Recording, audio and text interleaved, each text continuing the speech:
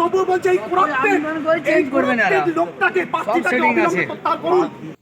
পূর্বস্থলী উত্তর বিধানসভা কেন্দ্রে বিজেপির প্রার্থী পদে গোপাল চট্টোপাধ্যায়ের নাম ঘোষণার পর শত শত কর্মীদের মধ্যে তীব্র অসন্তোষ তৈরি হয়েছে।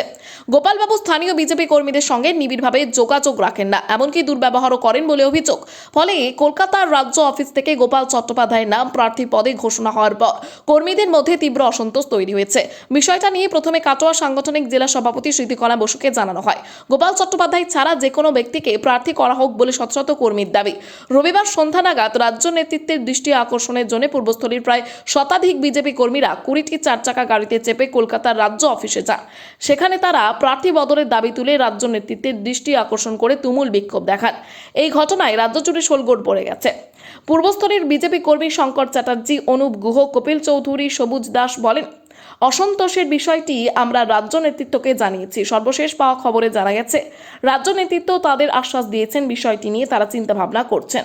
সৈয়দ জাফরের রিপোর্ট, সুন্দর বাংলা নিউজ।